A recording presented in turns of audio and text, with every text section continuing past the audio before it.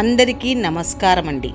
దయచేసి మన వీడియోలు చూస్తున్న ప్రతి ఒక్కరూ లైక్స్ అండ్ సబ్స్క్రైబ్ చేస్తే నన్ను కూడా ప్రోత్సహించిన వారవుతారు.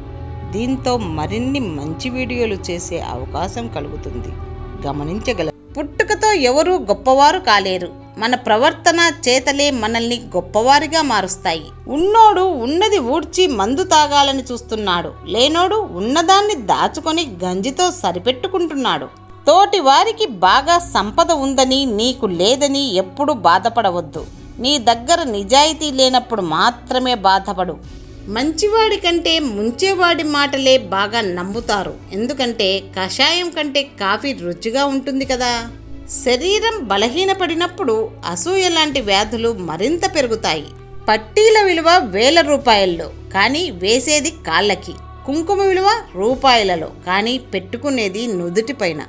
విలువ ముఖ్యం కాదు, ఎక్కడ పెట్టుకుంటామనేదే ముఖ్యం. ఆకలి విలువ పేదవానికి తెలుసు, కష్టం విలువ కర్షకునికి తెలుసు. సలహా అనేది ఎవరికి అత్యవసరమో వారికే రుచించదు. వైఫల్యం నిరాశకు కారణం కాకూడదు. క్రొత్త ప్రేరణకు పునాది కావాలి. పరిస్థితులు కాదు మానవుణ్ణి సృష్టించింది, మానవుడే పరిస్థితుల్ని సృష్టించుకున్నాడు.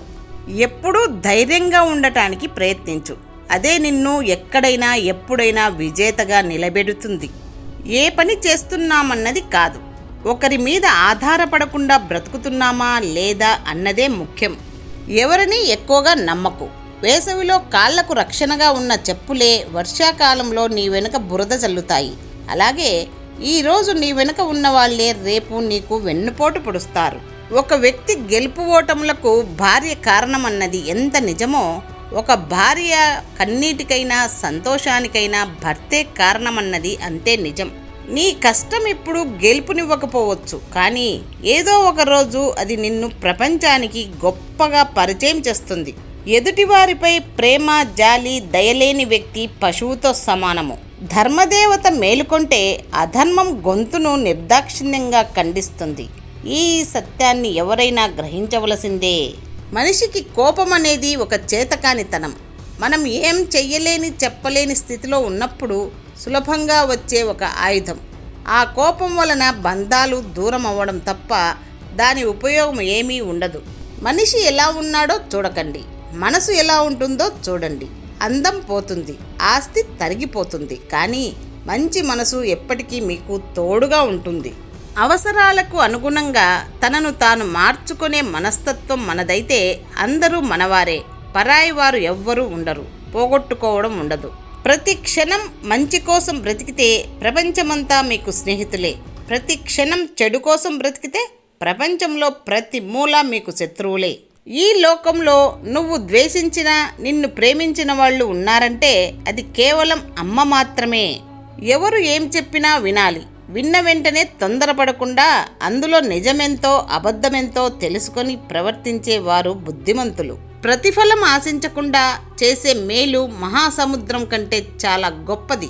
వెన్న కరిగితే వేడికి నిదర్శనం, మనసు కరిగితే మానవతకు నిదర్శనం. విలువ ఇస్తున్నారు కదా అని లెక్కలేనితనంగా వ్యవహరిస్తే విలువకే అనర్హుడిగా నిన్ను గుర్తు పెట్టుకోవలసి వస్తుంది. జాగ్రత్త. ఆనందం అనేది ఎక్కడో ఉండదు, అది మీలో ఉంటుంది. నువ్వు సంతోషంగా ఉంటే సంతోషపడేవారిని, నువ్వు బాధలో ఉంటే బాధపడేవారిని గమనించు. ఎందుకంటే నువ్వు హృదయంలో పెట్టుకోవాల్సింది వారినే. అనుకోకుండా పరిచయమైన వాళ్లతోనే ఎక్కువ విడదీయలేని బంధం ఏర్పడుతుంది. ఆ బంధం ఎలా ఉంటుందంటే కలిసి ఉండటానికి వీలు కాదు, వదిలి ఉండటానికి మనసు రాదు. అద్భుతమైన చిత్రం కూడా చిన్న గీతతోనే మొదలవుతుంది. ఎంత పెద్ద కట్టడమైనా చిన్న ఇటుకతోనే ప్రారంభం అవుతుంది.